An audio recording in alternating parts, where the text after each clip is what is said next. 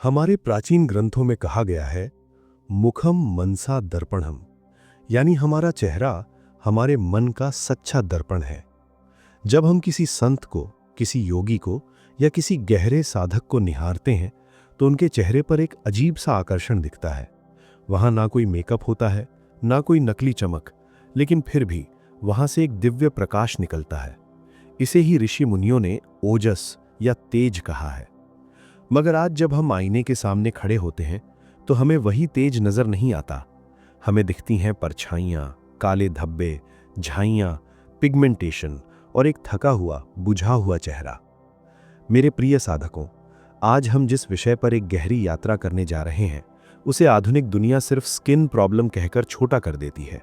लेकिन यदि आप इसे योगियों की दृष्टि से, आयुर्वेद की गहराई से और आत्मा की नज़र से देखें तो ये केवल त्वचा का रोग नहीं है, ये एक संकेत है, एक संदेश है। ये आपके भीतर चल रही उथल पुथल, आपके भीतर के रसायन, आपके भीतर के संघर्ष का बाहरी नक्शा है। आज हर दूसरा युवा, हर तीसरा ऑफिस जाने वाला, लगभग हर शहरी इंसान चेहरे के काले दागों और अनइवन स्किन टोन से जूझ रहा है। हम हजारों नहीं, लाखों रुपए महंगे सिरम, क्रीम और ट्रीटमेंट पर खर्च कर रहे हैं। हर नए स्किन केयर ट्रेंड, हर वायरल रील, हर इन्फ्लुएंसर की सलाह को फॉलो कर रहे हैं। फिर भी ये धब्बे जिंदगी से जाने का नाम नहीं लेते। क्यों? क्योंकि हम आईने पर जमी धूल को पोंछ रहे हैं, जबकि धूल शीशे पर नहीं, धूल तो उस स्रोत पर है जहां से चेहरा बनता है, यानी भीतर। परमहंस योगानंद जी ने कहा था कि हमारा शरीर सिर्फ मांस, हड्डियों और खून का ढांचा नहीं, बल्कि संघनित ऊर्जा है, कंडेंस्ड एनर्जी है।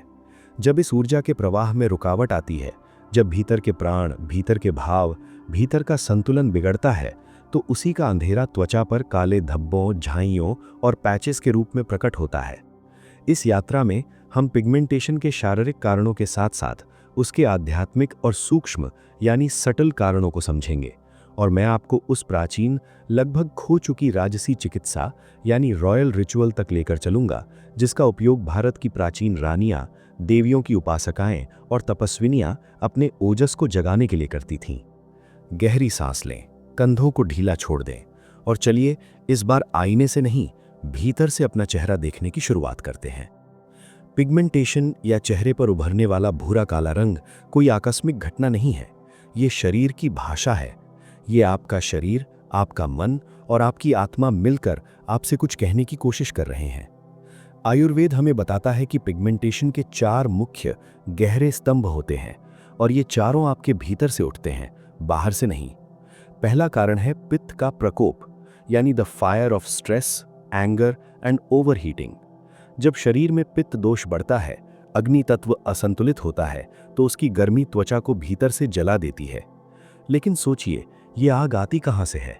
केवल मसालेदार भोजन, तली हुई चीजें, चाय या कॉफी से ही नहीं, ये आग आपके विचारों से आती है। दिन भर का तनाव, अपनी ही बात सिद्ध करने की जिद, पुरानी बातें सोच सोच कर जलना, दूसरों से तुलना, जलन, ईर्ष्या और कल के डर में आज को खो देना, ये सब मानसिक पित्त को भड़काते हैं। योगानंद जी कहा करते थे कि क्रोध मन का ऐसा तेजाब है जो सबसे पहले उस पात्र को जलाता है जिसमें वो भरा हो।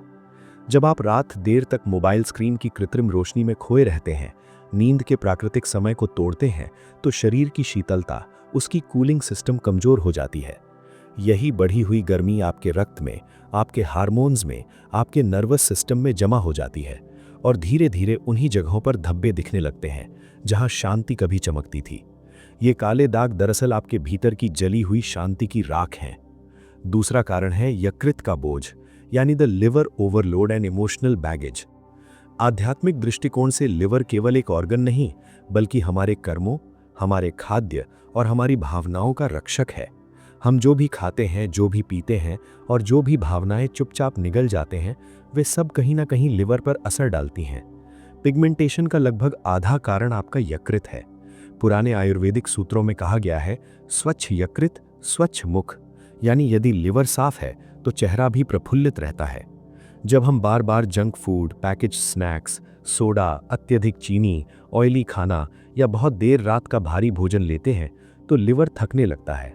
और जब भावनात्मक रूप से हम क्षमा नहीं करते, अपमान को भीतर दबाए रखते हैं गुस्से को सालों तक सीने में कैद रखते हैं, तो ये भी लिवर पर बाहर बनता है।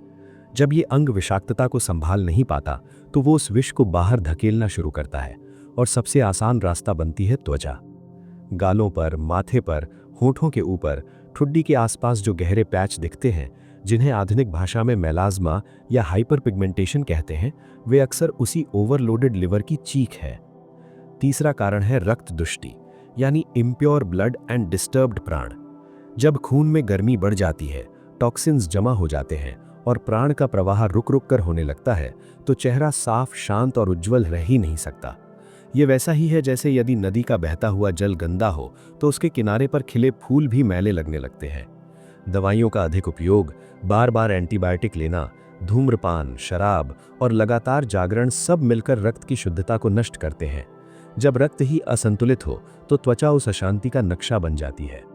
चौथा कारण है हार्मोन्स का तूफान, यानी इनर रिदम का खो जाना। पीसीओडी, अनियमित मासिक धर्म, लगातार मूड स्विंग्स, थायराइड की दिक्कतें, नींद की कमी और दिन रात की दिनचर्या का उलट-पुलट होना, ये सब आपके भीतर की लय को तोड़ देते हैं। प्रकृति में सब कुछ रिदम में है। सूर्य समय पर उगता है, चंद्रमा समय पर घटता बढ़ता है, ज्वार भाटा अपने चक्र में चलते हैं। लेकिन हम अपने शरीर की लय, अपने खाने, सोने, काम करने के समय को इतना बिगाड़ चुके हैं कि शरीर को विरोध करना पड़ता है। वही विरोध कभी पीरियड्स की समस्या, कभी माइग्रेन, कभी एक्ने और कभी जिद्दी पिगमेंटेशन बनकर दिखता है। तो साधकों, ये साफ है कि बाहर से लगाई जाने वाली कोई भी क्रीम, कितनी भी महंगी क्यों ना हो, इस भीतर की ज्वाला, इस ओवरलोडेड लिवर, इस दूषित रक्त और इस टूटी हुई लय को नहीं बदल सकती। हमें समस्या की जड़ पर प्रहार करना होगा, पत्तों पर नहीं, जड़ों पर काम करना होगा। अब हम उस रिचुअल की ओर बढ़ते हैं जो केवल ट्रीटमेंट नहीं बल्कि एक साधना है। इसे आप अपनी दिनचर्या में वैसे ही शामिल करें जैसे आप जप, ध्यान या संध्या करते हैं।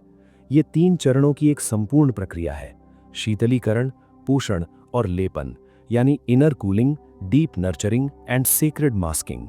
चरण 1, इनर कूलिंग, भीतर की आग को शांत करना। सबसे पहले हमें शरीर में बढ़े हुए पित्त और गर्मी को नीचे लाना है।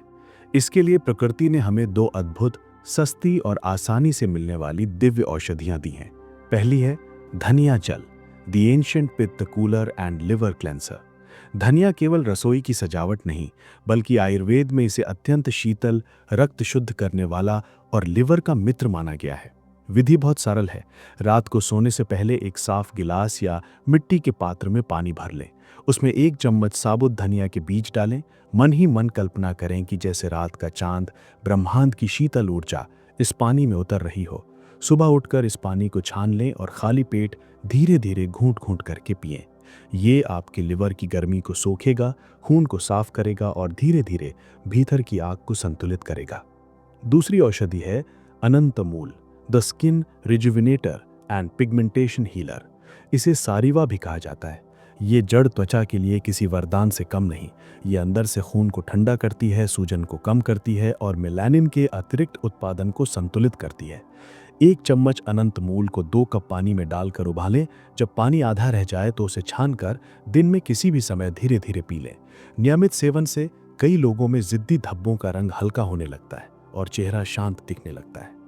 चरण 2, कुमकुमादी और हरिद्रा का स्पर्श, यानी एक्सटर्नल ग्लो रिचुअल।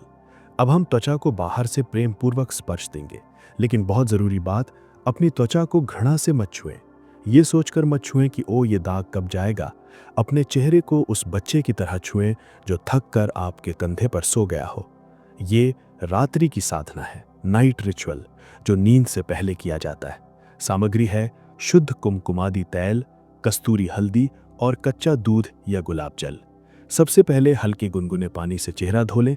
जब पानी चेहरे पर गिरे तो कल्पना करें कि दिन भर की थकान, मानसिक बोझ और नकारात्मकता इस पानी के साथ बह रही है। अब अपनी साफ हथेली पर कुमकुमादी तैल की 3 से 4 बूंदें लें। ये तेल केसर और अनेक जड़ी बूटियों का सार समाये हुए होता है। इसमें चुटकी भर कस्तूरी हल्दी मिलाएं। ध्यान रहे, कस्तूरी हल्दी सामान्य हल्दी की तरह पीला रंग नहीं छोड़ती। ये सीधे त्वचा की कोशिकाओं से संवाद करती है। दोनों हथेलियों को आपस में रगड़कर हल्की गर्माहट पैदा करें। अब इस तेल को चेहरे पर ऊपर की दिशा में अपवर्ड स्ट्रोक से बहुत नर्म स्पर्श के साथ लगाएं। लगभग 3 मिनट तक धीरे धीरे मालिश करें। हर स्ट्रोक के साथ महसूस करें कि ये तेल केवल ऊपर की परत पर नहीं बल्कि त्वचा के नीचे की मांसपेशियों, नसों और सूक्ष्म ऊर्जा केंद्रों तक पहुंच रहा है। महसूस करें कि केसर की दिव्य ऊर्जा उन काले धब्बों के चारों ओर जमा उदासी, रोष और थकान को पिघला नहीं है। मालिश करते हुए भीतर से 2 वाक्य दोहराएं, मैं स्वस्थ हूं, मैं प्रकाशमय हूं। केवल होठों से नहीं, भाव से कहें। ये रिचुअल कम से कम 21 दिन तक बिना छोड़े करें। 21 दिन में त्वचा की ऊपरी परत स्वाभाविक रूप से रिन्यू होती है। यही 21 दिन का संकल्प आपका चेहरा ही नहीं, आपका स्वयं के प्रति दृष्टिकोण भी बदल सकता है। चरण 3, प्राचीन मुख लेप, the sacred mask of restoration. सप्ताह में 2 से 3 बार यह विशेष लेप त्वचा के लिए औषधीय भोजन का काम करेगा। सामग्री है आधा चम्मच शुद्ध चंदन पाउडर, आधा चम्मच मुलेठी पाउडर, 1 से 2 बूंद बादाम तेल और आवश्यकता अनुसार गुलाब जल।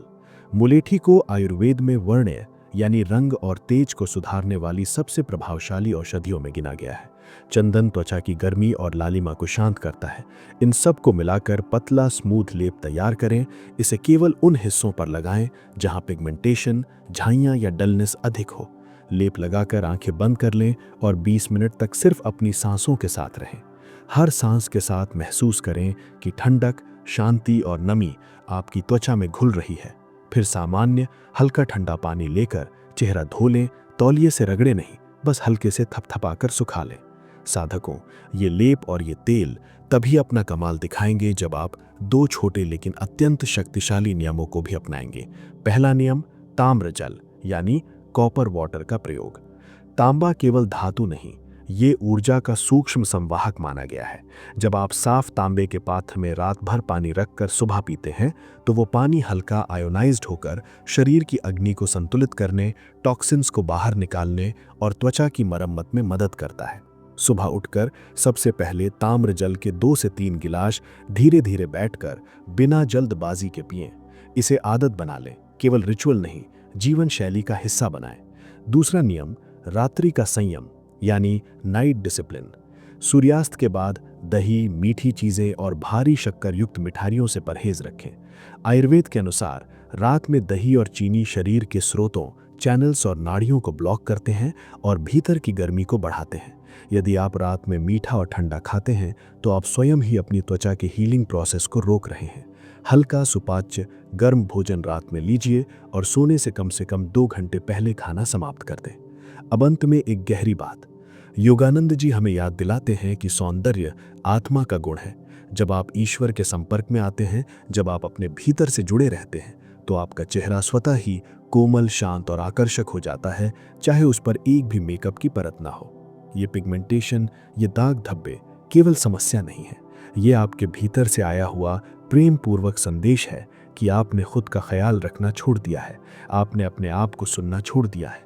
ये शरीर कोई सामान नहीं, ये वो मंदिर है जिसमें चेतना, प्राण और ईश्वर की चिंगारी बसी है। क्या हम किसी मंदिर को जानबूझकर गंदा, उदास और टूटा हुआ छोड़ देते हैं? नहीं। तो इस देह रूपी मंदिर को हम तनाव, विषैली आदतों और आत्मघृणा से क्यों भर रहे हैं? आज, अभी एक शांत संकल्प लें। केवल क्रीम नहीं बदलनी, कर्म बदलने हैं। केवल चेहरा नहीं धोना, मन को भी धोना है। केवल धब्बों को नहीं मिटाना, उन भावनाओं को भी मुक्त करना है जो इन धब्बों के पीछे हैं। जब आप इस आयुर्वेदिक और आध्यात्मिक दिनचर्या का पालन करेंगे तो इसे सिर्फ इस सोच के साथ मत कीजिए कि मुझे सुंदर दिखना है। इसे ऐसे कीजिए जैसे आप किसी देवता का अभिषेक कर रहे हों और वो देवता आपका अपना भीतर का आत्मस्वरूप हो। जब भावना बदलेगी तो शरीर के भीतर के रसायन बदलेंगे। जब रसायन बदलेंगे तो रक्त शुद्ध होगा और जब रक्त शुद्ध होगा तो वही प्राचीन दैवी कोमल चमक आपके भीतर से प्रकट होगी जिसे दुनिया की कोई क्रीम, कोई फिल्टर, कोई कॉस्मेटिक नहीं दे सकता। याद रखिए, आप अंधकार नहीं हैं, आप मूल रूप से प्रकाश हैं। ये काले धब्बे केवल बादल हैं, आपका असली स्वरूप सूर्य है। इन बादलों को धीरे धीरे हटने दीजिए, खुद पर करुणा रखते हुए। यदि आज की आध्यात्मिक और आयुर्वेदिक यात्रा आपके हृदय को छू पाई हो तो शांति से एक वाक्य लिखें, मैं भीतर से शुद्ध हूँ, मैं बाहर से प्रकाशवान हूँ। I am pure with in, I am radiant without. इस ज्ञान को उनके साथ साझा करें जो अपनी त्वचा को लेकर निराश, हताश या हीन भावना से घिरे हुए हैं, ताकि उन्हें यह महसूस हो सके कि वे केवल दाग नहीं, वे भी दिव्य हैं। ईश्वर आपका कल्याण करे, आपके भीतर के तेज को जागृत करे और आपके चेहरे पर वही मौन, शांत और गहरा प्रकाश फिर से प्रकट हो। नमस्कार।